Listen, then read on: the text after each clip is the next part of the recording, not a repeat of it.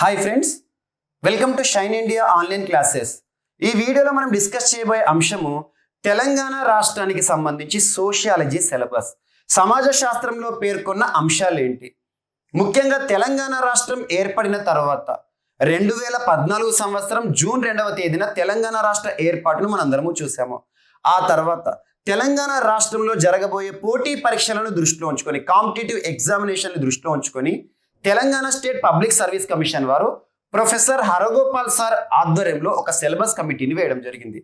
ఆ syllabus committee రానున్న పోటీ పరీక్షలు, తెలంగాణ రాష్ట్రంలో జరగబోయే పోటీ పరీక్షలను దృష్టిలో ఉంచుకొని ముఖ్యంగా గ్రూప్స్ సిలబస్ ఏదైతే ఉంటుందో గ్రూప్ 1, గ్రూప్ 2, గ్రూప్ 3 సిలబస్లో అన్నిట్లో కూడా పేర్కొన్న ఒక అంశం, ఒక సబ్జెక్ట్ ఏంటంటే సోషియాలజీ, సమాజ శాస్త్రం. యాక్చువల్గా తెలంగాణ రాష్ట్రం ఏర్పడిన తర్వాత మనం నూతన సిలబస్ అంటున్నాం. నూతన సిలబస్లో పేర్కొన్న నూతన సబ్జెక్ట్ సమాజ శాస్త్రం. అంతకుముందు రాష్ట్ర స్థాయి పోటీ పరీక్షల్లో సోషియాలజీకి సంబంధించి ఒక సబ్జెక్ట్గా మనం చూడలేదు. తెలంగాణ రాష్ట్రం ఏర్పడిన తర్వాత సోషియాలజీ ఇప్పుడు ఇంపార్టెంట్ రోల్ని ప్లే చేయబోతుంది రానున్న పోటీ పరీక్షల్లో. అలాంటి సోషియాలజీ సిలబస్కి సంబంధించి పోటీ పరీక్షలకు ప్రిపేర్ అవుతున్న అభ్యర్థులు, ముఖ్యంగా గ్రూప్ 1, గ్రూప్ 2, గ్రూప్ 3 గ్రూప్స్కి సంబంధించిన అభ్యర్థులు ఎవరైతే మీ ప్రిపరేషన్ కొనసాగిస్తున్నారో ఏ టాపిక్స్కి ఇంపార్టెన్స్ ఇవ్వాలో ఈ వీడియో ద్వారా మీకు అందించే ప్రయత్నం చేస్తాను. సో సోషియాలజీ సిలబస్, సమాజ శాస్త్రం అంటున్నాను. సమాజ శాస్త్రంలో తెలంగాణ రాష్ట్రానికి సంబంధించిన సమస్యలు ఏవైతే ఉంటాయో వాటికి ఫస్ట్ ప్రిఫరెన్స్ ఇవ్వండి. సో మనకు ఒక్కొక్క యూనిట్ని పేర్కొన్నారు. ఆ యూనిట్స్ ఏవైతే ఉంటే ఫస్ట్ ప్రిఫరెన్స్ మీరు సోషియాలజీ ఈ సబ్జెక్ట్ని చదివేటప్పుడు ఏ టాపిక్కి లేదా ఏ యూనిట్కి ఫస్ట్ ఇంపార్టెన్స్, ఫస్ట్ ప్రిఫరెన్స్ ఇవ్వాలంటే తెలంగాణ రాష్ట్రానికి సంబంధించిన సామాజిక సమస్యలకు ఇవ్వండి. ఎందుకంటే తెలంగాణ రాష్ట్రానికి సంబంధించి పోటీ పరీక్షలను దృష్టిలో ఉంచుకొని పేర్కొన్న సిలబస్ కాబట్టి తెలంగాణ రాష్ట్రానికి సంబంధించిన ప్రత్యేకమైన అంశాలు ఏవైతే ఉంటాయో వాటిని ప్రత్యేకంగా చూడండి. సో మనకు తెలంగాణ సామాజిక సమస్యలు ఒక యూనిట్గా పేర్కొన్నారు. ఆ యూనిట్కి ఫస్ట్ ప్రిఫరెన్స్ ఇవ్వండి సోషియాలజీ సిలబస్. ఎందుకంటే ఈ యూనిట్లో ఎక్కువగా తెలంగాణ రాష్ట్రంలో లేదా తెలంగాణ ప్రాంతంలో చరిత్ర కాలం నుండి చూస్తున్న కొన్ని సమస్యలు ఏవైతే ఉంటాయో ఆ సమస్యల గురించి ప్రత్యేకంగా పేర్కొన్నారు. అలాంటి సమస్యలే ఇక్కడ పేర్కొన్న టాపిక్స్ అన్ని కూడా. సో తెలంగాణ సామాజిక సమస్యలు అంటున్నాను అంటే మన సమాజంలో చూసే సమస్యలు, సోషల్ ఇష్యూస్ ఇన్ తెలంగాణ. యాక్చువల్గా తెలంగాణ సామాజిక సమస్యలని పేర్కొన్నప్పటికీ ఇక్కడ పేర్కొన్న టాపిక్స్ ఏవైతే ఉంటాయో, ఇక్కడ చాప్టర్స్ ఏవైతే ఉంటాయో తెలంగాణ రాష్ట్రానికి మాత్రమే సంబంధించిన సమస్యలు కాదు. కానీ ఈ సమస్యలు ఇండియాలో చాలా ప్రాంతాల్లో చూస్తాం. వెట్టి చాకిరి కానివ్వండి, జోగిని కానివ్వండి, దేవదాసి కానివ్వండి, భారతదేశంలోని వివిధ ప్రాంతాల్లో నేటికి కూడా కొన్ని ప్రాంతాల్లో ఇలాంటి వ్యవస్థలను మనం చూస్తున్నాం. కానీ ఈ సిలబస్ని మనం చదివేటప్పుడు వెట్టి చాకిరి కానివ్వండి, జోగిని కానివ్వండి, దేవదాసి కానివ్వండి, తెలంగాణ కోణంలో మాత్రం ప్రత్యేకంగా చదవాల్సి ఉంటుంది. సో తెలంగాణకి సంబంధించి చరిత్ర కాలం నుండి ఈ సమస్యలు ఏ విధంగా ఉన్నాయి, ప్రస్తుతం కూడా ఈ సమస్యలు ఏదైనా ప్రాంతంలో కనబడుతున్నాయా, ఇలాంటి కోణంలో మీరు ప్రత్యేకంగా తెలంగాణ సామాజిక సమస్యలు లెసన్ లేదా యూనిట్ని చూడాల్సి ఉంటుంది. సో ఈ యూనిట్లో పేర్కొనబడిన అంశాలు ఏంటంటే వీటికి ఫస్ట్ ప్రిఫరెన్స్ ఇవ్వండి. ఫస్ట్ ఏంటి? వెట్టి చాకిరీ వ్యవస్థ, బాండెడ్ లేబర్ సిస్టమ్ అంటాం. ఈ టాపిక్ని ఎగ్జాంపుల్ తీసుకోండి. అసలు వెట్టి చాకిరీ వ్యవస్థ తెలంగాణ సమాజంలో పుట్టడానికి కారణం ఏంటి? ఏదైనా ఒక టాపిక్ చదివినప్పుడు కారణాన్ని చూడాల్సి ఉంటుంది. ఏదైనా ఒక సమస్య పుట్టింది అంటే దానికి ఖచ్చితంగా కారణం ఉంటుంది. అలాంటి కారణాలు చాలా ఉంటాయి వెట్టి చాకిరీ వ్యవస్థకు. ఒక కారణం చెప్పాలంటే నాగు వడ్డీ వ్యవస్థ అనేది ఒక కారణంగా చెప్పొచ్చు. మనం ఈ లెసన్ నేర్చుకునేటప్పుడు ఏం నేర్చుకోవాల్సి ఉంటుంది అంటే అసలు నాగు వడ్డీ వ్యవస్థ అంటే ఏంటి, నాగు వడ్డీ వ్యవస్థ వెట్టి చాకిరీ వ్యవస్థకు ఎలాంటి దారి తీసింది, అసలు వెట్టి చాకిరీ వ్యవస్థకు నాగు వడ్డీ ఎందుకు కారణమైంది, ఇవన్నీ కూడా చూడాల్సి ఉంటుంది. అండ్ వెట్టి చాకిరీ వ్యవస్థకి సంబంధించి రకాలను చూడాలి. Types of bonded labour system, పర్వర్ధ వ్యవస్థ అంటే ఏంటి, బగేలా వ్యవస్థ అంటే ఏంటి, మరి మన తెలంగాణ సమాజంలో చూసే వెట్టి చాకిరీ వ్యవస్థను పర్వర్ధ వ్యవస్థ అంటామా, బగేలా వ్యవస్థ అంటామా, ఈ కోణంలో చూడాల్సి ఉంటుంది. అంటే రకాలను చూడాలి, కారణాలను చూడాలి. ఆ తర్వాత ఏదైనా ఒక సమస్యను చూసినప్పుడు ఆ సమస్యకి సంబంధించి పరిణామాలను చూడాలి, పరిష్కార మార్గాలను కూడా చూడాలి. ఒక సమస్య పుట్టిందంటే దాని యొక్క పరిణామం ఖచ్చితంగా సమాజం పైన నెగిటివ్ ఇంపాక్ట్ చూపిస్తుంది. అలాంటి పరిణామాలు ఏంటి, మరి ఆ పరిణామాలను దృష్టిలో ఉంచుకొని ప్రభుత్వం తీసుకొచ్చే విధానాలు ఏంటి, పబ్లిక్ పాలసీ అంటాం. ప్రభుత్వ విధానాలలో ఈ టాపిక్లో మనం ఏం చూడాల్సి ఉంటుంది అంటే వెట్టి చాకిరీ. ముఖ్యంగా ఈ పదం వినగానే భారతదేశంలోనే అత్యున్నత చట్టమైన రాజ్యాంగం, the supreme law of the land is constitution. మరి రాజ్యాంగంలో వెట్టి చాకిరీ వ్యవస్థ ఉండకూడదు, వెట్టి చాకిరీ వ్యవస్థ నిషేధం abolition of bonded labour system అని ఎక్కడైనా మెన్షన్ చేశారా? ఆ ఆర్టికల్స్ లీక్ చేయాల్సి ఉంటుంది. Example article 23 is very important if you consider bonded labour system. వెట్టి చాకిరీ వ్యవస్థ నిషేధం అని చెప్పే ఒక ఆర్టికల్ ఏంటంటే రైట్ అగెయిన్స్ట్ ఎక్స్‌ప్లాయిటేషన్. మన ప్రాథమిక హక్కులు, భారత రాజ్యాంగంలో ప్రాథమిక హక్కులు పార్ట్ 3లో ఆర్టికల్ 23 ఏం చెప్తుందంటే ఒక వ్యక్తికి కల్పించబడిన హక్కు, ముఖ్యంగా ఒక వ్యక్తిని బలవంత పెట్టి కానీ, బల ప్రయోగం చేసి కానీ, ప్రలోభాలకు గురి చేసి కానివ్వండి, తనకు ఇష్టం లేని పనిని కానీ, తనకు ఇష్టం లేని ఒక శ్రమను ఎవరు కూడా దోపిడీ చేయదు. సింపుల్గా అంటే ఇక్కడ సమాజ శాస్త్రం దృష్టిలో ఉంచుకొని ఈ ఆర్టికల్ ఇక్కడ లింక్ చేయడం జరుగుతుంది. సో ఇక్కడ కాన్స్టిట్యూషన్కి సంబంధించిన ఆర్టికల్స్ లింక్ చేయాలి. మరి భారతదేశంలో వెట్టి చాకిరీ వ్యవస్థ అనేది నెగటివ్ ఇంపాక్ట్ని చూపిస్తుంది కాబట్టి దానికి సంబంధించి భారత ప్రభుత్వం తీసుకొచ్చిన చట్టాలు ఏంటి, ప్రభుత్వం అంటే ఏంటి, పార్లమెంట్ రూపకల్పన చేసిన చట్టాలు ఏంటి, ఆ చట్టాల్లోని సారాంశం ఏంటి, ఇవన్నీ కూడా మనం ఈ టాపిక్ చదివేటప్పుడు చూడాలి. ఫస్ట్ పుట్టు పూర్వోత్తరాలు అంటే ఏంటి, అసలు ఏ విధంగా వెట్టి చాకిరీ వ్యవస్థ పుట్టింది, కారణాలు ఒక కారణం చెప్పిన నాగువడ్డీ వ్యవస్థ. అంటే ఇక్కడ నాగువడ్డీ వ్యవస్థ అంటే ఏంటో కూడా చూడాలి. డబ్లింగ్ ప్రిన్సిపల్ ఇంట్రెస్ట్కి సంబంధించి వడ్డీ వ్యాపారం ఆ రోజుల్లో ఉండేది హైదరాబాద్ రాజ్యంలో. అక్కడ నుండి మొదలుపెట్టి వెట్టి చాకిరీ వ్యవస్థ రకాలేంటి, పర్వర్ధ, బఘేలా ఎగ్జాంపుల్. మరి తెలంగాణ సమాజంలో చూసే వెట్టి చాకిరీ వ్యవస్థ పర్వర్ధన, బఘేలానా, ఈ రెండింటి మధ్య డిఫరెన్స్ చూసి తెలంగాణ సమాజంలో ఏ వ్యవస్థ ఉందో చూడాలి. తర్వాత వెట్టి చాకిరీ వ్యవస్థ సమాజంలో ఎలాంటి ఇంపాక్ట్, నెగిటివ్ ఇంపాక్ట్ ఏ విధంగా చూపించింది, పరిణామం ఏంటి, తర్వాత పరిష్కార మార్గాలు ఏంటి. వెట్టి చాకిరీ వ్యవస్థను నిర్మూలించడానికి రాజ్యాంగంలో కానివ్వండి, లేదా పార్లమెంట్ రూపకల్పన చేసిన చట్టాలు కానివ్వండి, ప్రభుత్వాలు తీసుకొచ్చిన పథకాలు కానివ్వండి, వాటన్నిటి కూడా ఇక్కడ లింక్ చేసి చూడాలి. సో తెలంగాణ కోణంలో ప్రత్యేకంగా చదవాల్సి ఉంటుంది, ఎందుకంటే ఇవన్నీ తెలంగాణ సామాజిక సమస్యలో పేర్కొనడం జరిగింది. అండ్ సెకండ్, సో తెలంగాణ సామాజిక సమస్యలో పేర్కొన్న నెక్స్ట్ టాపిక్ ఏంటంటే జోగిని వ్యవస్థ. సో జోగిని సిస్టమ్ అంటాం. అండ్ ఇంకొక టాపిక్ దేవదాసి వ్యవస్థ. చాలా పుస్తకాల్లో ఏం రాశారంటే జోగిని, దేవదాసి బోత్ ఆర్ సేమ్ అన్నట్టుగా రాశారు. కానీ ఒకటి గుర్తుంచుకోండి, ఒకటి ద్రవిడ సంస్కృతి, ఒక ఆర్య సంస్కృతి. ఒకరు కళాకారులు, కళలు తెలిసిన వారు, ఒకరికి కళలతో సంబంధం లేదు. సింపుల్గా ఈ రెండు వ్యవస్థలు ఏవైతే ఉంటాయో ఇవి మహిళా సమస్యలు. ఈ కోణంలో చూడండి, మహిళా సమస్య అంటే మహిళలు మాత్రమే ఎదుర్కొన్న సమస్యలు. తెలంగాణ రాష్ట్రంలో జోగిని వ్యవస్థ ఒకప్పుడు ఉండే, ఇప్పటికి కూడా కొన్ని ప్రాంతాలు కనబడుతుంది సింపుల్గా. దేవదాసి వ్యవస్థ, అండ్ ఇక్కడ జోగిని, దేవదాసి తెలంగాణ రాష్ట్రానికి సంబంధించిన మాత్రమే సమస్యలు కాదు, నేటికి కూడా భారతదేశంలోని వివిధ ప్రాంతాలు చూడడం జరుగుతుంది. కాకపోతే ఒక్కొక్క పేరుతో చూడడం జరుగుతుంది. నాటి, మురళి ఇలాంటి పేర్లు వస్తాయి, లేదంటే శివసతులు అని చెప్పేసి. సో అలా జోగిని వ్యవస్థ, దేవదాసి వ్యవస్థ ఇవి రెండు కూడా మహిళా సమస్యలు. సింపుల్గా ఈ రెండింటికి ఒకే ఒక సెంటెన్స్ చెప్పొచ్చు, divine prostitution. Divine prostitution. Prostitution అంటే ఏంటి, వ్యభిచారం. డివైన్ అంటే ఏంటి, దైవం. సో దేవుడి పేరుతో చేసే వ్యభిచారమే జోగిని వ్యవస్థ, దేవదాసి వ్యవస్థ. ఒకటేమో ఆర్య సంస్కృతిలో భాగం, ఒకటేమో ద్రవిడ సంస్కృతిలో భాగం. సో ద్రవిడ సంస్కృతి ఏమో జోగిని, ఆర్య సంస్కృతిలో భాగం ఏమో దేవదాసి.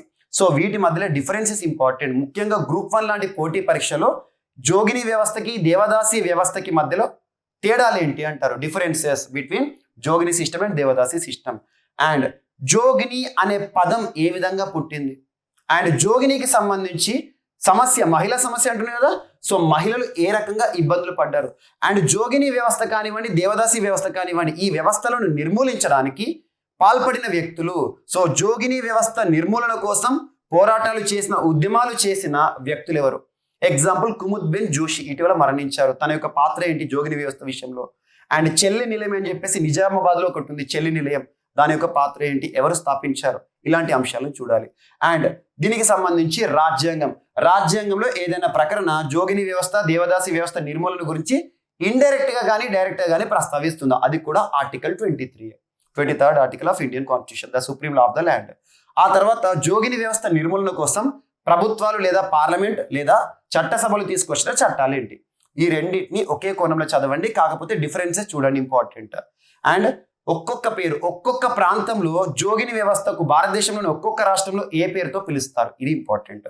దేవదాసి వ్యవస్థ కూడా ఏ ప్రాంతంలో ఏ పేరుతో ప్రస్తుతం నేటికి కూడా అమల్లో ఉంది, ఇది ఒకటి ఇంపార్టెంట్. అండ్ ఈ టాపిక్స్ చదివేటప్పుడు ఇందులో టర్మినాలజీ ఇంపార్టెంట్. ఎగ్జాంపుల్ జోగిని వ్యవస్థ, పోతురాజు అంటాం, సిగం అంటాము, అండ్ ప్రత్యేకంగా జోలెపట్టు అంటారు, మైలపట్టం అంటాము. ఇలాంటి అంశాలన్నింటినీ కూడా ప్రత్యేకంగా చూడాల్సి ఉంటుంది. అండ్ టర్మినాలజీతో ఫోకస్ చేస్తూ ఫైనల్గా పరిష్కార మార్గాలు, ప్రభుత్వం తీసుకొచ్చిన చట్టాలు కానివ్వండి, రాజ్యాంగంలో పేర్కొనబడిన అంశాలు కానివ్వండి, ఈ టాపిక్లో నేర్చుకోవాల్సి ఉంటుంది. And next fluorosis. యాక్చువల్గా ఫ్లోరోసిస్ ఒకప్పుడు తెలంగాణ ప్రాంతం, ఉమ్మడి ఆంధ్రప్రదేశ్లో తెలంగాణ ప్రాంతంలో నల్గొండలోని చాలా మండలాల్లో ఫ్లోరైడ్ సమస్య ఉండేది. ఫ్లోరోసిస్ అంటే ఫ్లోరైడ్ కాన్సన్ట్రేషన్ శరీరంలో ఎక్కువగా వస్తే ఫ్లోరోసిస్ సమస్య వస్తుంది. ఖచ్చితంగా మన బాడీకి నిర్ణీత మొత్తంలో ఫ్లోరిన్ అనేది కావాల్సిందే. కానీ ఆ ఫ్లోరిన్ కాన్సన్ట్రేషన్ తీసుకునే వాటర్లో కానీ పాలలో కానివ్వండి, ఫ్లోరిన్ కాన్సన్ట్రేషన్ పెరిగింది అనుకోండి, ఆటోమేటిక్గా ఫ్లోరోసిస్ సమస్య వస్తుంది. ఒక డిసీజ్, మనకు ఎముకలు వంగడం కానివ్వండి, ఆ సమస్య గురించి WHO ప్రమాణాలు, మనం తీసుకునే ఫ్లోరిన్ కాన్సన్ట్రేషన్ ఎంత ఉండాలి, ఫ్లోరైడ్ కాన్సన్ట్రేషన్ ఎంత ఉండాలని WHO చెప్తుంది. ఆ ప్రమాణాలను గుర్తిస్తూ ఎంత మొత్తంలో ఫ్లోరైడ్ కాన్సన్ట్రేషన్ మన శరీరంలో కనుక పెరిగింది అనుకోండి, ఎలాంటి పర్యవసానాలు వస్తాయి అవి చూడాలి. సో దీనిపైన ఒక ప్రముఖ పాట, ఎగ్జాంపుల్, చూడు నల్లగొండ గుండె నిండా ఫ్లోరైడ్ బండ ఎవరు రాశారు అంటారు. ఇలాంటి కొన్ని ప్రముఖమైన పాటలు ఏవైతుంటాయో ఆ పాటలు రాసిన వ్యక్తులు కానివ్వండి, పుస్తకాలు కానివ్వండి, ఇందాక జోగిని వ్యవస్థ పైన చాలా పుస్తకాలు వస్తున్నాయి. మృత్యువర్మ అమృతం గమయ అని చెప్పేసి ఇలాంటి పుస్తకాలు రాసిన వారు ఆథర్స్ ఎవరని, అవన్నీ కూడా మనకు ఇన్ డీటెయిల్గా చదవాల్సి ఉంటుంది. సో ఫ్లోరోసిస్, మరి ఫ్లోరోసిస్ అనేది ఒక సమస్య కాబట్టి ఫ్లోరోసిస్ సమస్యకు అడ్డుకట్ట వేయడం పరిష్కార మార్గంలో భాగంగా national environmental engineering research institute, నీరి శాస్త్రవేత్తలు తీసుకొచ్చిన టెక్నాలజీ ఏంటి, టెక్నిక్ ఏంటి, మరి తాగే నీటిలో ఆ ఫ్లోరైడ్ కాన్సన్ట్రేషన్ ఏ విధంగా తగ్గించడం జరుగుతుంది, ఇలాంటి అంశాలు కానివ్వండి, కొన్ని ప్రముఖమైన తీర్పులు కానివ్వండి, ఫ్లోరోసిస్ విషయంలో నల్గొండ ప్రాంతంలో ఎదుర్కొన్న సమస్యను దృష్టిలో ఉంచుకొని ఒకప్పుడు హైకోర్టు ఇచ్చిన తీర్పులు కానివ్వండి, వాటి గురించి ఇక్కడ ప్రత్యేకంగా చూడాల్సి ఉంటుంది. సో ఇవన్నీ తెలంగాణ రాష్ట్రానికి సంబంధించిన సమస్యలుగా చూడాలి, కోణంలో చూడాలి. కానీ భారతదేశంలో ఇప్పటికీ కూడా చాలా ప్రాంతాలు చూస్తున్నాం. కానీ తెలంగాణ రాష్ట్రంలో ఎదుర్కొన్న సమస్యలను ఎక్కువగా హైలైట్ చేయాల్సి ఉంటుంది. అండ్ నెక్స్ట్ చేనేత సమస్యలు లేదా చేనేత సంక్షోభం. ఒకప్పుడు సిరిసిల్ల నేడు ఉరిసిల్లగా మారిందని చెప్పేసి చాలా పుస్తకాలు రాస్తూ ఉంటారు. మరి అసలు చేనేత భారతదేశ స్వాతంత్రోద్యమంలోనే భాగం చేనేత రంగం. సింపుల్గా చెప్పాలంటే స్వదేశీ ఉద్యమం కానివ్వండి, చాలా రకాల ఉద్యమాల్లో కూడా మనం చేనేతకి ఇంపార్టెన్స్ ఇవ్వడం చూసాం. అలాంటి చేనేత ఒకప్పుడు భారతదేశానికి వెన్నెముక. నేడు చేనేతకి అసలు వెన్నెముకే లేకుండా పోయింది. చేనేత కార్మికులకు ప్రత్యేకంగా ఎదుర్కొంటున్న సమస్యలు ఏంటి, చేనేత సంక్షోభంలో చిక్కుపోవడానికి కారణాలు ఏంటి, మరియు దాంతోపాటు కొన్ని ప్రాంతాలు భారతదేశంలో చేనేత వలసలు, సూరత్కి కానివ్వండి, కొన్ని ప్రాంతాలకు ఎందుకు చేనేత కార్మికులు వలస వెళ్ళిపోతున్నారు, మరియు చేనేత రంగానికి సంబంధించి చేనేత రంగానికి మరొకసారి పునర్వైభవం తీసుకురావడానికి కొంతమంది వ్యక్తులు కృషి చేయడం జరిగింది. కొండా లక్ష్మణ్ బాపూజీ గారు కానివ్వండి, ఇలాంటి వ్యక్తులు చేసిన ఉద్యమాలు కానివ్వండి, కొంతమంది వ్యక్తులు ఉద్యమాలపైన ప్రత్యక్ష శ్రద్ధ చూపండి. అండ్ ఇటీవల కాలంలో కూడా ఒక కాంటెంపరీ పర్సన్ చింతకింది మల్లేశం తన జీవిత చరిత్ర ఆధారంగా ప్రత్యేకంగా ఒక మూవీ కూడా రావడం జరిగింది. సో కొన్ని కాంటెంపరీ ఇష్యూస్ని కూడా లింక్ చేస్తూ చూడాలి. సో చేనేత ఒకప్పుడు సిరిసిల్ల నేడు ఉరిసిల్లగా మారడానికి కారణం ఏంటి, యంత్రాల ద్వారా చేనేత రంగం ఏ విధంగా ముందుకు వచ్చింది, ఈ సమస్యలు ఏ విధంగా చేనేతని సంక్షోభంలో నెట్టాయి, వాటన్నిటి కూడా చూడాల్సి ఉంటుంది. అండ్ చేనేత రంగాన్ని ఆదుకోవడానికి తెలంగాణ రాష్ట్ర ప్రభుత్వం చేనేత లక్ష్మి కానివ్వండి, అండ్ ఇటీవల కాలంలో ప్రత్యేకంగా క్లస్టర్ల ఏర్పాటు కానివ్వండి, వరంగల్ టెక్స్టైల్ పార్క్ కానివ్వండి, ఇలాంటివి ఏర్పాటు చేస్తుంది. వాటి యొక్క ప్రత్యేకతలు ఏంటి, వీటిని లింక్ చేస్తూ చూస్తే సరిపోతుంది. అండ్ నెక్స్ట్ రైతు సంక్షోభం. భారతదేశంలో అసలు భారతదేశానికి గ్రామాలే వెన్నెముక అని మహాత్మా గాంధీ గారు చెప్పారు. అలాంటి గ్రామాల్లో వ్యవసాయ రంగాన్ని మనం చూడడం జరుగుతుంది. మరి అలాంటి వ్యవసాయం పైన ఆధారపడిన రైతు, మనం అన్నం పెడుతున్న రైతు సంక్షోభ పరిస్థితులను ఎదుర్కోవడానికి కారణాలు ఏంటి, అందులో కూడా తెలంగాణ కోణంలో రైతులు ఎదుర్కొంటున్న సంక్షోభాలు ఏంటి, వీటన్నిటి కూడా ఈ లెసన్ మనం చూడాలి. ఫార్మర్స్ డిస్ట్రెస్ అంటాం. నెక్స్ట్ బాల కార్మిక వ్యవస్థ. పసిపిల్లలు 6 నుండి 14 సంవత్సరాలలోపు పిల్లల్ని మనం పసిపిల్లలు అంటాం. అలాంటి పసిపిల్లలు చాలా ప్రాంతాల్లో పని పిల్లలుగా మారుతున్నారు. అలాంటి పని పిల్లలుగా మారిన వారి సమస్యలు ఏంటి, యాక్చువల్గా బాల కార్మిక వ్యవస్థ సమాజంపై ఎలాంటి ఇంపాక్ట్, నెగటివ్ ఇంపాక్ట్ ఏ విధంగా చూపిస్తుంది, అసలు బాల కార్మిక వ్యవస్థ అంటే ఏంటి, మరియు దీంతో పాటు ఎక్కువగా బాల కార్మికులు ఏ ఏ ప్రాంతాల్లో కనిపించడం జరుగుతుంది, శివకాశి, తమిళనాడు టపాసుల పరిశ్రమ కానివ్వండి, అలా సుప్రీంకోర్టు ఏ రంగాల్లో ముఖ్యంగా పిల్లలు దూరంగా ఉండాలని చెప్పేసి కొన్ని ప్రత్యేకంగా రంగాలను పేర్కొనడం జరిగింది. వాటి గురించి చూడాలి. అసలు బాల కార్మిక వ్యవస్థ అంటే మనం ఎగ్జాంపుల్ ఇక్కడ బాల కార్మిక వ్యవస్థకు సంబంధించి రాజ్యాంగంలోని ఆర్టికల్ 24ని లింక్ చేసుకోవాల్సి ఉంటుంది. Indian constitution the supreme law of the land, భారత రాజ్యాంగంలో ఆర్టికల్ 24 బాల కార్మిక వ్యవస్థ నిషేధం అని చెప్తుంది డైరెక్ట్గా. సో దానికి సంబంధించి వచ్చిన చట్టం ఏంటి, 1986, ఇలాంటివన్నీ కూడా లింక్ చేసి చూడాలి. అండ్ బాల కార్మిక వ్యవస్థను అంతమొందించడానికి ప్రభుత్వాలు రూపకల్పన చేసిన పథకాలు ఏంటి, విద్యా వ్యవస్థలోకి వారిని తీసుకురావడానికి ప్రత్యేకమైన ఇనిషియేటివ్స్ ఏంటి, తెలంగాణ రాష్ట్రం అండ్ ఇండియన్ గవర్నమెంట్ వీటన్నిటి కూడా ప్రత్యేక చూడాలి. లాస్ట్ వలసలు, మైగ్రేషన్. ఈ పదం మనకు చాలా సుపరిచితం. ముఖ్యంగా కోవిడ్ పాండమిక్, కరోనా విపత్కర పరిస్థితుల కాలంలో భారతదేశంలో రెగ్యులర్గా ప్రతిరోజు మనం చూసిన ఒక పదం ఏంటంటే వలసలు. పొట్ట చేతిన పట్టుకొని సుదూర ప్రాంతాలు వందల వేల కిలోమీటర్లు నడుస్తూ వలస కార్మికులు చేసిన అధీన గాథలు ఏవైతుంటే వాటన్నిటిని మనం పేపర్ల ద్వారా, టీవీల ద్వారా కళ్ళకు కట్టినట్టుగా చూడడం జరిగింది. కోవిడ్-19 కాలంలో జరిగిన వలసలు ఏంటి, మరి అట్ ద సేమ్ టైం వలసలకి సంబంధించి ఇప్పుడు కూడా చూడండి చాలా ప్రాంతాలు మన ప్రపంచంలో వలసలు చాలా ప్రాంతాలు చూసాం. కొన్ని దేశాలు, ఎగ్జాంపుల్ రష్యా యుక్రెయిన్ సంక్షోభ పరిస్థితిలో కూడా యుక్రెయిన్ నుండి చాలా మంది వ్యక్తులు వివిధ దేశాలకు వలస వెళ్ళిపోతున్నారు, రెఫ్యూజీస్గా వెళ్ళిపోతున్నారు. ఇక్కడ ఇంకో టర్మ్ మైగ్రెంట్స్. వలసదారులు అంటే ఎవరు, అండ్ రెఫ్యూజీస్ శరణార్థులు అంటే ఏంటి. మైగ్రెంట్స్ అండ్ రెఫ్యూజీస్ డిఫరెంట్ చూడాలి ఫస్ట్ ఆఫ్ ఆల్. అండ్ వలసలకి సంబంధించి ప్రస్తుతం భారతదేశంలో ముఖ్యంగా తెలంగాణ ప్రాంతానికి సంబంధించి అవుతున్నాయి కాబట్టి తెలంగాణ రాష్ట్రం నుండి వివిధ ప్రాంతాలకు జరుగుతున్న వలసలు ఏంటి, తెలంగాణ ప్రాంతం. ఎందుకంటే ఇప్పుడు తెలంగాణ రాష్ట్రం చూసాం, కానీ ఉమ్మడి ఆంధ్రప్రదేశ్ రాష్ట్రంలో కూడా వలసలను మనం చూడడం జరిగింది. ముఖ్యంగా చేనేత వలసలే కానివ్వండి, గల్ఫ్ వలసలే కానివ్వండి, కల్లివెల్లి వీసాల సమస్యలే కానివ్వండి, గల్ఫ్ బాధితుల వెతలు కానివ్వండి, ఇటువంటి అంశాలన్నిటి కూడా మనం వలసలు ఈ టాపిక్లో చూడాలి. ఇందులో కొన్ని ప్రవాసి మిత్ర అని చెప్పేసి ప్రత్యేకమైన అంశాలను కానివ్వండి, వీటన్నిటి మనం లింక్ చేసుకోవాల్సి ఉంటుంది. యాక్చువల్గా సిలబస్ టాపిక్స్ మాత్రమే మీకు మెన్షన్ చేశాను. ఒక్కొక్క టాపిక్ గురించి ఇన్ డీటెయిల్గా మన ఆన్లైన్ క్లాసెస్లో అన్ని కూడా టాపిక్స్ అన్ని కూడా కవర్ చేయడం జరుగుతుంది. ఏదైనా టాపిక్ నేర్చుకున్నప్పుడు కరెంట్ ఇష్యూ ఏదైనా ఉంటే దానికి లింక్ చేస్తూ చూడాలి. సో ఇది మనకు ఫస్ట్ ప్రిఫరెన్స్ ఇవ్వండి. మీరు గ్రూప్ 1 అయినా గ్రూప్ 2 అయినా తెలంగాణ రాష్ట్రానికి సంబంధించిన సామాజిక సమస్యలను ప్రైమరీ ఇంపార్టెన్స్గా చూడండి. యాక్చువల్గా గ్రూప్ 1 పోటీ పరీక్ష తీసుకుంటే ప్రిలిమ్స్లో సోషల్ ఎక్స్క్లూజన్, సామాజిక వెలి అని పేర్కొన్నారు. అంటే ఏ విధమైన వెలి ఉంటుంది, ముఖ్యంగా లింగపరమైన కానివ్వండి, కులపరమైన కానివ్వండి, ఇలాంటివన్నీ కూడా మనం ప్రత్యేకంగా చూడాలి. కానీ మెయిన్స్ పాయింట్ ఆఫ్ వ్యూ ఇవన్నీ చాలా ఇంపార్టెంట్. అండ్ గ్రూప్ 2లో మనకి ఏదైతే ఉంటుందో సెకండ్ పేపర్లో ఈ టాపిక్స్ అన్ని కూడా మెన్షన్ చేశారు.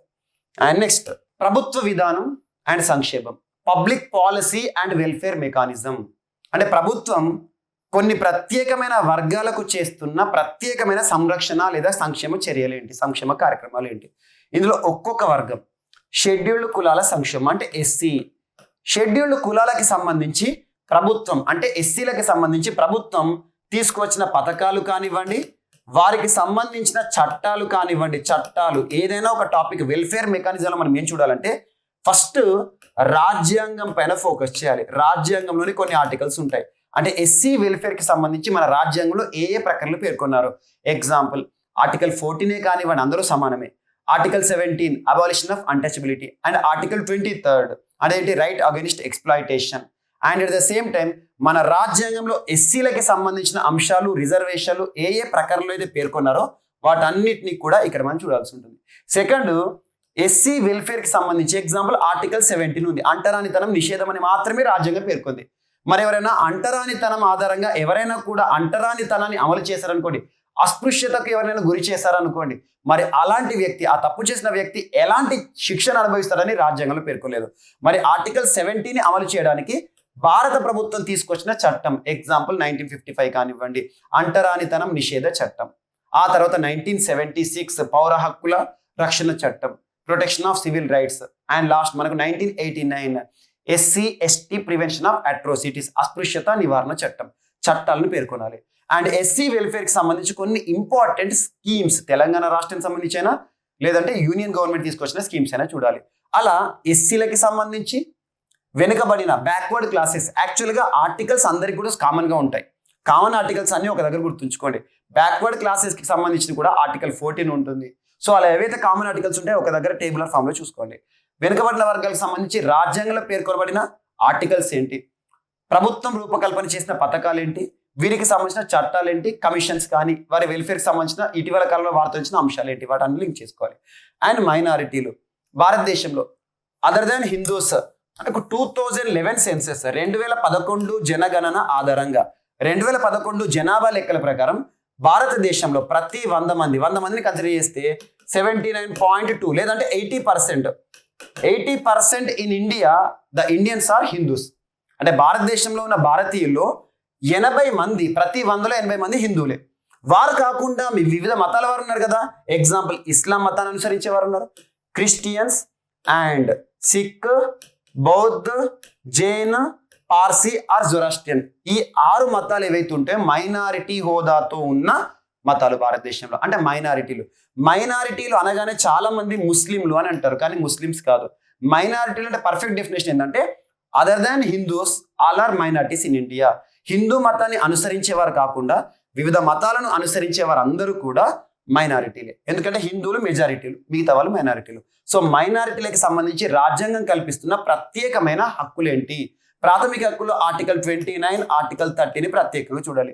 భారతదేశంలో మైనారిటీలు మాత్రమే ఎడ్యుకేషనల్ ఇన్స్టిట్యూషన్స్ ఏర్పాటు చేయొచ్చు, అది అకార్డింగ్ టు విచ్ ఆర్టికల్ అంటారు. అండ్ మైనారిటీలకు సంబంధించి ప్రత్యేక మంత్రిత్వ శాఖ వారి యొక్క విధి విధానం ఏంటి? మైనారిటీలను ఆదుకోవడానికి భారత ప్రభుత్వం వేసిన కమిటీలు లేదా కమిషన్లు ఏంటి? వీటన్నిటిని కూడా ఇక్కడ చూడాలి. అండ్ మైనారిటీలకు సంబంధించి ప్రస్తుతం అమల్లో ఉన్న పథకాలు ఏంటి?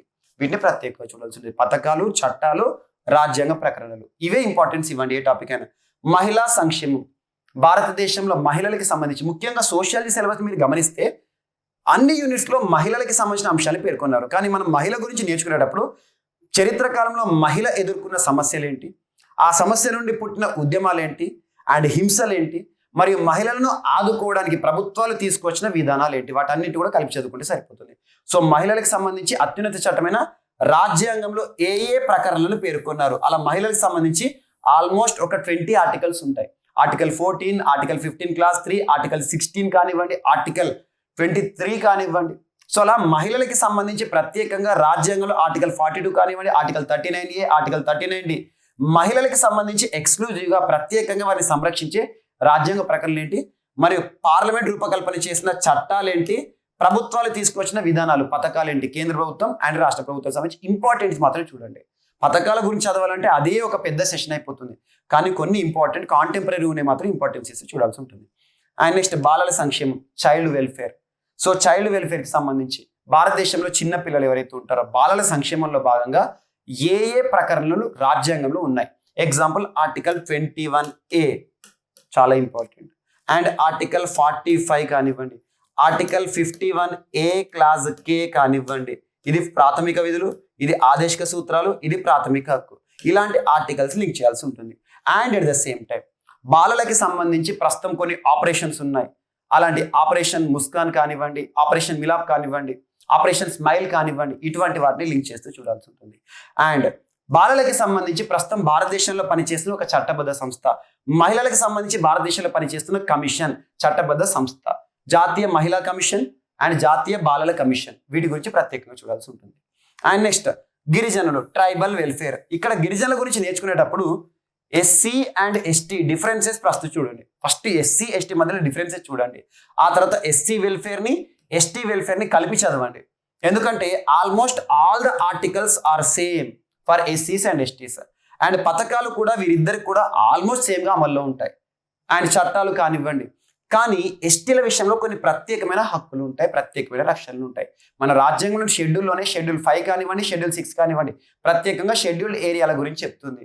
అలా ముఖ్యంగా గిరిజన తాండాల గురించి కానివ్వండి ప్రత్యేకంగా మెన్షన్ చేయడం జరిగింది. వాటికి లింక్ చేస్తూ చూడాల్సి ఉంటుంది. అండ్ ఫైనల్గా కార్మిక విధానాలు. కార్మిక విధానాలు అంటే లేబర్ వెల్ఫేర్. భారతదేశంలో కార్మిక రంగంలో పనిచేస్తున్న వారు ఎవరైతే కార్మికులుగా పనిచేస్తున్నారో వారి యొక్క సంక్షేమం. ఎగ్జాంపుల్ ఇటీవల ఈ శ్రమ్ పోర్టల్ అనేది ప్రత్యేకంగా వార్తలు నిలిచింది. ఈ శ్రమ్ పోర్టల్, ఈ శ్రమ్. సో ఈ శ్రమ్ పోర్టల్ని 2021 సంవత్సరం ఆగస్టు 26వ తేదీన ministry of labour and employment వారు, కన్సర్న్ మినిస్ట్రీ వారు అమలు చేశారు. ఈ శ్రమ్ పోర్టల్ యొక్క ప్రత్యేకత ఏంటి? కార్మికులకు సంబంధించి ప్రత్యేకంగా ఈ శ్రమ్ పోర్టల్ ఏ విధమైన సంరక్షణ ఇస్తుంది? ఇలాంటి అంశాలు కాంటెంపరీ ఇష్యూస్ లింక్ చేసుకోండి. ఇప్పుడు మీకు చెప్పిన అన్ని టాపిక్స్లో కూడా కాంటెంపరీ ఇష్యూస్ మన వీడియో క్లాస్లో అందించాను. సో షెడ్యూల్డ్ కులాలకు సంబంధించి ఇటీవల వార్తలు ఇచ్చిన అంశాలన్నిటిగా డిస్కస్ చేశాను. అండ్ బ్యాక్వర్డ్ క్లాస్కి సంబంధించి ఇటీవల వార్తలు ఇచ్చిన అన్ని అంశాలు ఇక్కడ లింక్ చేశాను.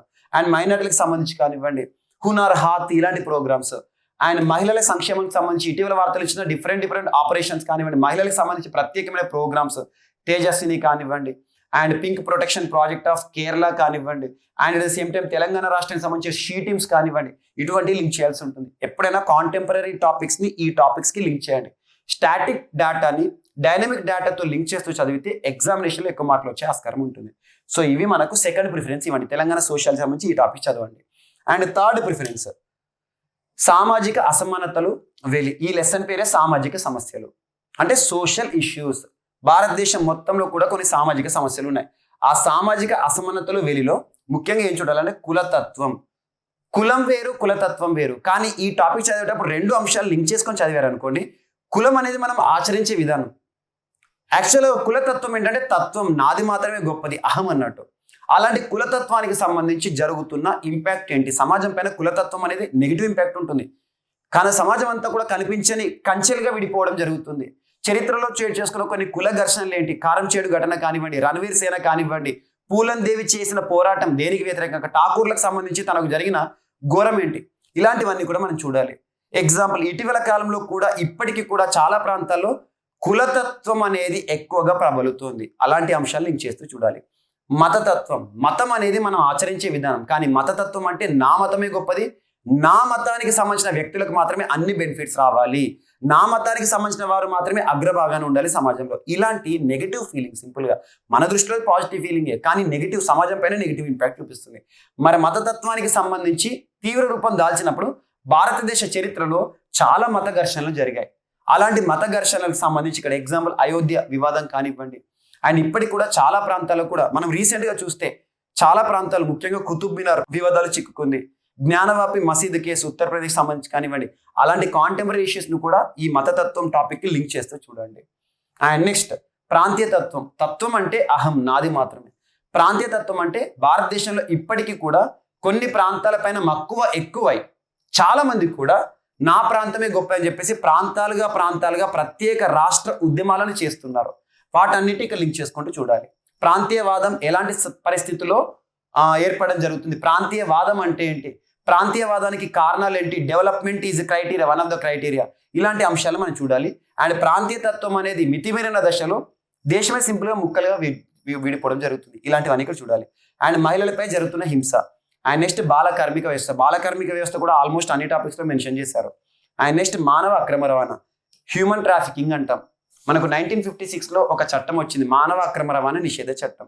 మానవ అక్రమ రవాణా, ఈచ్ అండ్ ఎవ్రీ వర్డ్ చూడండి, మానవులను తన ప్రమేయం లేకుండానే బలవంత పెట్టి కానీ, బల ప్రయోగం చేసి కానివ్వండి, ప్రలోభాలకు గురి చేసి కానివ్వండి, ఒక ప్రాంతం నుండి ఒక ప్రాంతానికి తరలించి ఏం చేస్తారు, వారిని హింసించడం, వ్యభిచారం అనే కూపంలోకి మహిళలను నెట్టడం, పురుషులను అయితే వారి నుండి శ్రమ దోపిడీ చేయడం, పిల్లలైతే బెగ్గర్స్ కూపంలోకి నెట్టడం, ఇలాంటివి జరుగుతున్నాయి. సో మానవ అక్రమ రవాణాకి సంబంధించిన సంపూర్ణ సమాచారం, చట్టాలు, నిషేధిత చట్టాలు, మానవ అక్రమ రవాణాకి సంబంధించి కొన్ని ప్రత్యేక పథకాలు కానివ్వండి, వాటి అన్నిటికీ లింక్ చేస్తున్నాను. ఇవన్నీ టాపిక్స్ మాత్రమే మెన్షన్ చేస్తున్నాను నేను.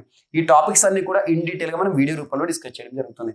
అండ్ నెక్స్ట్ దివ్యాంగులు, పర్సన్స్ విత్ డిజేబిలిటీ, ప్రత్యేకంగా చట్టాలపైన ప్రస్తుతం డిజేబిలిటీ పీపుల్ ఎవరైతే ఉంటే వారికి వస్తున్న రిజర్వేషన్స్ ఏంటి, ఏ చట్టం ఆధారంగా వస్తుంది, 1995 డిజేబిలిటీ చట్టం ఏం చెప్తుంది, అండ్ కొత్తగా వచ్చిన 2016 చట్టం కానివ్వండి, దివ్యాంగులకు 4% రిజర్వేషన్, అండ్ దివ్యాంగులకు ప్రభుత్వం కల్పించిన ప్రత్యేక సౌకర్యాలు, అసలు దివ్యాంగులు అంటే ఏంటి, సదరం సర్టిఫికెట్ అంటే ఏంటి, ఇలాంటి అన్ని అంశాలు కూడా మనం ఇక్కడ చూడాలి. ఇటీవల కాలంలో దివ్యాంగులకు సంబంధించి వార్తలు ఇచ్చిన కొత్త అంశాలు, కాంటెంపరీ ఇష్యూస్ కూడా ఇక్కడ లింక్ చేసుకోవాలి. ఫైనల్ గా ఈ యూనిట్ లో మనం వృద్ధులు మరియు వృద్ధుల సమస్యలు, ఓల్డ్ ఏజ్ అంటాం. సీనియర్ సిటిజన్స్ సంబంధించి భారతదేశంలో ఓల్డ్ పీపుల్ ఎవరైతే ఉంటారో మోర్ దెన్ 60 years అంటాం. సో సీనియర్ సిటిజన్స్ సంబంధించి ప్రభుత్వం అమలు చేస్తున్న ప్రత్యేకమైన కార్యక్రమాలు కానివ్వండి, వృద్ధులు సొంత ఇంట్లోనే పరాయిగా బ్రతుకుతున్నారు, అలాంటి వృద్ధుల సంరక్షణ సంబంధించి ప్రత్యేక చట్టాలు, వృద్ధాప్య పెన్షన్ చట్టం ఏ సంవత్సరంలో వచ్చిందంటారు, వృద్ధుల సంరక్షణ చట్టం ఏ సంవత్సరంలో వచ్చిందంటారు, ఇటీవల కాలంలో వృద్ధులకు సంబంధించిన పాలసీస్ కానివ్వండి, ఎల్డర్ లైన్ హెల్ప్ లైన్ కానివ్వండి, so ministry of social welfare కానివ్వండి, ఏవైతే ఉంటాయో భారతదేశంలో ప్రస్తుతం సామాజిక న్యాయ సాధికారత మంత్రిత్వ శాఖ, ministry of social justice and empowerment వారు వృద్ధులకు సంబంధించి ఇటీవల కాలంలో అమలు చేస్తున్న పథకాలు ఏంటి, వాటన్నిటి కూడా లింక్ చేయాల్సి ఉంటుంది. ఏదైనా గుర్తుంచుకోండి, ఏ టాపిక్ చదివినా కూడా ఇటీవల కాలంలో వార్తలు ఇచ్చిన అంశాలు ఆ టాపిక్ కి కన్సల్ట్ గా లింక్ చేసి చదివితే మనకు అప్డేటెడ్ సిలబస్ అనేది పూర్తవుతుంది. ఆ విధంగానే మనకి ఈ టాపిక్స్ అని చెప్పడం జరుగుతుంది. కొన్ని టాపిక్స్ లింక్ చేసి చెప్పాను, కులము కులతత్వం, మతము మతతత్వం ఒకే దగ్గర కంప్లీట్ చేయడం జరిగింది. మన ఆన్లైన్ క్లాసెస్ అందుబాటులో ఉంటాయి. అండ్ నెక్స్ట్ సామాజిక ఉద్యమం, కొన్ని ప్రత్యేక పరిస్థితులు, ప్రత్యేక కారణాల ద్వారా ఒక సమస్య పుడుతుంది. ఆ సమస్యను అంతమొందించడానికి, ఆ సమస్యను వ్యతిరేకిస్తూ ఒక వర్గం లేదా ఒక గ్రూప్ ఉద్యమ బాట పడతారు. అలాంటి ఉద్యమాలు భారతదేశంలో చోటు చేసుకున్న చరిత్ర కాలం నుంచి చేసుకుని, ఇవన్నీ ఎక్కువగా హిస్టరీకి సంబంధించి, మీరు హిస్టరీలు ఇవన్నీ నేర్చుకుని ఉంటారు, మళ్ళీ ఒకసారి చూడాలి. రైతు ఉద్యమాలు ఏంటి, పెజెంట్ మూమెంట్స్, భారతదేశంలో నీలిమందు ఉద్యమం కానివ్వండి, ఇలాంటివి చోటు చేసుకోవడానికి పరిస్థితులు ఏంటి, ఏ ప్రాంతంలో, భారతదేశంలోని బెంగాల్ ప్రాంతంలో జరిగిన రైతు ఉద్యమాలు, మన మరాఠా ప్రాంతంలో జరిగిన ఉద్యమాలు, మన తెలుగు ప్రాంతంలో రైతులు చేసిన ఉద్యమాలు, కారణాలు ఏంటి, టీన్ కతియా, ఇలాంటి అంశాలన్నిటి కూడా మనం ప్రత్యేకంగా చూడాలి. గిరిజన ఉద్యమాలు, ట్రైబల్ మూమెంట్స్, బిర్సా ముండా చేసిన ఉద్యమం ఏంటి? ప్రస్తుతం జనజాతీయ దివస్గా November 15 భారత ప్రభుత్వం గుర్తించింది. అసలు బిర్సా ముండా ఎవరు? తను చేసిన ఉద్యమాలు ఏంటి? మరియు తెలంగాణ ప్రాంతానికి సంబంధించి కొమరం భీం, జోడే ఘాట్, జల్ జంగల్ జమీన్ ఉద్యమాల యొక్క ప్రత్యేకత ఏంటి? ఎవరికి వ్యతిరేకంగా ఏ సమస్యను ఎత్తి చూపుతూ ఉద్యమాలు చేశారు? ప్రతిఫలితం ఏంటి? విఫలమా లేదంటే విజయమా? ఇలాంటి అంశాలు కూడా కొన్ని చూడాలి. అండ్ నెక్స్ట్ వెనుకబడిన ఉద్యమాలు. యాక్చువల్గా వెనుకబడిన ఉద్యమాలు దళిత ఉద్యమాలు ఆల్మోస్ట్ కొంత దగ్గరగానే ఉంటాయి. సో దళిత ఉద్యమాలు, వెనుకబడిన ఉద్యమాలు, ముఖ్యంగా జ్యోతిబా పూలే లాంటి వ్యక్తులు ఎవరైతే ఉంటారో రెండు ఉద్యమాలు కూడా ప్రత్యేకంగా ఉంటారు. రెండు ఉద్యమాల్లో కామన్ గా కనిపించే వ్యక్తులు ప్రత్యేక చూడండి. ఇక్కడ ఉద్యమాల్లో కొన్ని సంస్థలు ఇన్వాల్వ్ అవుతాయి, కొంతమంది వ్యక్తులు ఇన్వాల్వ్ అవుతారు. వాటి గురించి ప్రత్యేకంగా చూడండి. ఏ ప్రాంతంలో ఏ సంవత్సరం ఏ ఉద్యమం చోటు చేసుకుంది అండ్ ఎవరి ఆధ్వర్యంలో చోటు చేసుకుంది, వ్యక్తులకు కూడా ఇంపార్టెన్స్ ఇవ్వాల్సి ఉంటుంది. అండ్ నెక్స్ట్ పర్యావరణ ఉద్యమాలు. ఇది ఎప్పటికీ ఎవర్ గ్రీన్ టాపిక్. ఈ రోజు వరకు కూడా చాలా ప్రాంతాల్లో పర్యావరణ ఉద్యమాలు జరుగుతున్నాయి. ఒక ప్రాజెక్ట్ కి వ్యతిరేకంగా ప్రభుత్వం ఏదైనా ప్రాజెక్ట్ ని కనుక నిర్మించ తలబెడితే ఆ ప్రాజెక్ట్ కట్టకూడదని చెప్పేసి ఉద్యమం చేస్తారు ఆ ప్రాంతానికి సంబంధించిన వారు. అలా చాలా ఎగ్జాంపుల్ సేవ్ బక్స్వాహ ఉద్యమం అని చెప్పేసి ఇటీవల కాలంలో మధ్యప్రదేశ్లో చోటు చేసుకోవడం జరిగింది. సేవ్ లక్షద్వీప్ ఉద్యమం ప్రత్యేకంగా అండ్ మనకు లక్షద్వీప్ ప్రాంతంలో ఇటీవల చోటు చేసుకున్న ఉద్యమం. అక్కడ ఉండే అడ్మినిస్ట్రేటర్ ఎవరైతే ఉంటారో ప్రఫుల్ పటేల్ కి వ్యతిరేకంగా చోటు చేసుకున్న ఉద్యమం. అండ్ అంతేందుకు తెలంగాణ ప్రాంతంలో ఇటీవల ఆంధ్ర తెలంగాణకు సంబంధించి చాలా వరకు కూడా వార్తలు ఇచ్చిన అంశం సేవ్ నల్లమల రక్షణ ఉద్యమం. ఇలాంటి వాటిని ప్రత్యేకంగా చూడాలి. పర్యావరణ ఉద్యమం గురించి ఖచ్చితంగా ప్రశ్నలు బాగా అడుగుతారు. అండ్ మహిళా ఉద్యమాలు. మహిళలు చేసిన ఉద్యమాలు ఏంటి? మహిళల పాత్ర స్వాతంత్ర ఉద్యమంలో ఏంటి? మన స్వాతంత్ర కాలంలో మహిళలు చేసిన ప్రత్యేకమైన ఉద్యమాలు, కారణాలు ఏంటి? ఉద్యమం యొక్క ఫలితాలు ఏంటి? కొంతమంది ప్రత్యేకమైన వ్యక్తుల గురించి మనం డిస్కస్ చేయాలి. చరిత్ర కాలం నుండి నేటి వరకు మహిళలు చేసిన ఉద్యమాలు. అండ్ ప్రాంతీయ స్వయం ప్రతిపత్తి ఉద్యమాలు అంటే ఒక ప్రాంతాన్ని ప్రత్యేకంగా కోరుతూ ప్రత్యేక రాష్ట్రవాదమే ధ్యేయంగా జరుగుతున్న ఉద్యమాలు. ఎగ్జాంపుల్ తెలంగాణ రాష్ట్రం ప్రత్యేకవాద ఉద్యమమే. ఆంధ్రప్రదేశ్ రాష్ట్రంలో, ఉమ్మడి ఆంధ్రప్రదేశ్ రాష్ట్రంలో వెనుకబడింది. సో నీళ్లు, నిధులు, నియామకాలు అనే సిద్ధాంతం ఆధారంగా ఒక ప్రత్యేకమైన ప్రాంతాన్ని, మా ప్రాంతాన్ని వేరు చేయండి, మాకు మేమే పరిపాలించుకుంటాం అని చెప్పేసి ఉమ్మడి ఆంధ్రప్రదేశ్ నుండి తెలంగాణ రాష్ట్రాన్ని వేరు చేస్తాం అకార్డింగ్ టు ఆర్టికల్ 3. సో ఇప్పుడు తెలంగాణ రాష్ట్రం ఏర్పడిన తర్వాత భారతదేశంలోని చాలా ప్రాంతాల్లో నేటికి కూడా ప్రత్యేక రాష్ట్ర ఉద్యమాలు జరుగుతున్నాయి. అలా ప్రత్యేక రాష్ట్ర ఉద్యమం ఎగ్జాంపుల్ మధ్యప్రదేశ్ ప్రత్యేక రాష్ట్ర ఉద్యమం ఎక్కడ జరుగుతుంది అంటారు? రాజస్థాన్. మిథిలాంచల్ ప్రత్యేక రాష్ట్ర ఉద్యమం బీహార్. అలా ఇటీవల కాలంలో ప్రత్యేకంగా గుజరాత్లో సౌరాష్ట్ర ప్రత్యేక ఉద్యమం, విదర్భ ఇన్ మహారాష్ట్ర అండ్ కూర్గు లేదా కొడగు ప్రత్యేక రాష్ట్ర ఉద్యమం కర్ణాటక కేరళ బార్డర్లో జరుగుతుంది. ఇలాంటి ఉద్యమాలు ఏవైతే ఉంటాయి ముఖ్యంగా ఈశాన్య రాష్ట్రాల్లో కూడా చాలా ప్రాంతాల్లో కర్బీ అంగ్లాంగ్, దిమారాజీ ఇటువంటి ఉద్యమాలు ఎక్కువగా అస్సాంలో మనం చూడడం జరుగుతుంది. బోడోల్యాండ్ ఉద్యమం అండ్ కుకీ ల్యాండ్ మణిపూర్, మేఘాలయ గారోల్యాండ్ ఉద్యమం. ఇటువంటి ఉద్యమాలపైన ప్రత్యేకత చూపాలి. ఏ ప్రాంతంలో ఏ ఉద్యమం జరుగుతుంది, ఏ ప్రాతిపదికన జరుగుతుంది, వాటన్నిటి కూడా మనం ఈ లెసన్లో చదవాలి. లాస్ట్ మానవ హక్కుల ఉద్యమాలు. సింపుల్ గా మనకు రాజ్యాంగంలో పార్ట్ 3 ఉంటుంది. రాజ్యాంగంలో పార్ట్ 3 ప్రాథమిక హక్కులు. ప్రాథమిక హక్కుల గురించి మనకు పూర్తి అవగాహన ఉంటే మానవ హక్కుల ఉద్యమాలు కానివ్వండి, చరిత్ర కాలంలో చోటు చేసుకున్న ఉద్యమాలు కానివ్వండి, ఇక్కడ సింపుల్ గా మనం కంప్లీట్ చేయడం జరుగుతుంది. సో మానవ హక్కులు, హ్యూమన్ రైట్ మూవ్మెంట్స్. సో ఇది మనకు 4th ప్రిఫరెన్స్ ఇవ్వండి. ఇక మన సోషియాలజీ సిలబస్ లో సోషల్ స్ట్రక్చర్, సమాజ నిర్మితి, ఈ టాపిక్ కి లాస్ట్ ప్రిఫరెన్స్ ఇవ్వండి. ఎందుకంటే చాలా టర్మినాలజీ కొత్తగా ఉంటుంది. మనకి మిగతా టాపిక్స్ అన్ని సులభంగా మార్కులను మనం స్కోరింగ్ చేసుకోవచ్చు. ఈ టాపిక్ లో ఎక్కువగా మనకు సమాజ శాస్త్రవేత్తల పేర్లు కానివ్వండి, మన సమాజం నిర్మించడానికి అసలు ఏ ప్రాతిపదికలుగా ఉన్నాయి. ఎగ్జాంపుల్ కుటుంబం అంటే ఏంటి, కుటుంబం, బంధుత్వం అంటే ఏంటి, వివాహ వ్యవస్థ అంటే ఏంటి, వివాహం, కులము, మతము, వెనుకబడిన వర్గాలు, మహిళ, ఇలాంటివన్నీ కూడా ఈ టాపిక్ లో మెన్షన్ చేశారు. భారతదేశ సమాజ లక్షణాలు ఏంటి, వీటన్నిటిని మెన్షన్ చేశారు. అండ్ సమాజ శాస్త్రవేత్తల పేర్లు కొంత కఠినంగా ఉంటాయి, యాక్చువల్గా గుర్తుంచుకోవాలి తప్పదు. సో వాటన్నిటిని లింక్ చేస్తూ చూడాలి. సో కుటుంబం అంటే ఏంటి, బంధుత్వం, ప్రాథమిక బంధుత్వం అంటే ఏంటి, ద్వితీయ బంధుత్వం అంటే ఏంటి, ఇలాంటి అంశాలు మనం చూడాలి. వివాహం, 8 రకాల వివాహ వ్యవస్థలు. సో ఈ ఒక్కొక్క టాపిక్ ని కూడా కొంత డ్రై టాపిక్స్ ఇవన్నీ కూడా మీరు సోషల్ సిలబస్ లో, యాక్చువల్గా సోషియాలజీ అంటే చదవాల్సినవి ఇవే, సోషల్ స్ట్రక్చర్. కానీ మనకు group 1 exam, group 2 exam mention చేశారు. కాబట్టి గ్రూప్ 2 విషయానికి వస్తే నేను ఇచ్చిన ప్రిఫరెన్స్ ఆధారంగానే ఫస్ట్ ప్రిఫరెన్స్ ఇవ్వండి. లాస్ట్ కి ఈ టాపిక్స్ ఇంపార్టెంట్, బట్ లాస్ట్ కి చదవండి. కొంత డ్రై టాపిక్ కాబట్టి లాస్ట్ కి చూడండి. ఎందుకంటే కొన్ని ఇంట్రెస్టింగ్ టాపిక్స్ ఉంటాయి. వివాహ వ్యవస్థ, బంధుత్వం టాపిక్స్ ఇలాంటివి ఇంట్రెస్టింగ్ గానే ఉంటాయి, కొంత ఈజీగానే ఉంటాయి. కొన్ని సందర్భాల్లో ఏంటంటే ప్రత్యేకమైన పదాలు, కుహనా ప్రసూతి అంటే ఏంటి, ఇలాంటి పదాలు మనం చూడాల్సి ఉంటుంది. And at the same time సమాజ శాస్త్రవేత్తలు ఇచ్చిన సిద్ధాంతాలు ఏంటి, వాటిపై ప్రతిష్టత చూపాల్సి ఉంటుంది. సో ఇది మనకు సోషల్కి సంబంధించి జస్ట్ సిలబస్ మాత్రమే మెన్షన్ చేశాను. ఈవెన్ ఎక్స్ప్లెనేషన్ కూడా కంప్లీట్ ఇవ్వలేదు. ఈ టాపిక్స్ ఏవైతే ఉంటాయో ఈ టాపిక్స్ సంబంధించిన పూర్తి వివరణ with updated information as on today, as on June 2022 వరకు మీకు టోటల్ అప్డేట్లో ఉన్న ఇన్ఫర్మేషన్ దీనికి జత చేసి మీకు అందించడం జరిగింది. సో ఈ టాపిక్స్ ఏదైతే నేను చెప్పానో ఈ ప్రిఫరెన్స్ ఆధారంగానే చదవండి. ఖచ్చితంగా రానున్న పోటీ పరీక్షలో మంచి స్కోరింగ్ అనేది ఉండే అవకాశం ఉంటుంది. గ్రూప్ 1 ప్రిలిమ్స్ కనుక చూస్తే ఓన్లీ సోషల్ ఎక్స్క్లూజన్ పైన ఎక్కువ ఫోకస్ చేయండి. ఆ సోషల్ ఎక్స్క్లూజన్ సంబంధించి మనం ఇందాక మెన్షన్ చేసిన టాపిక్స్ ఏవైతే ఉంటాయో వాటి గురించి ప్రత్యేకంగా చూడండి. ఇది ఒకటి మనకు సోషల్కి సంబంధించి. And each and every topic related video మన యాప్లో అందుబాటులో ఉంటుంది, ఒకసారి చూడొచ్చు. Thank you.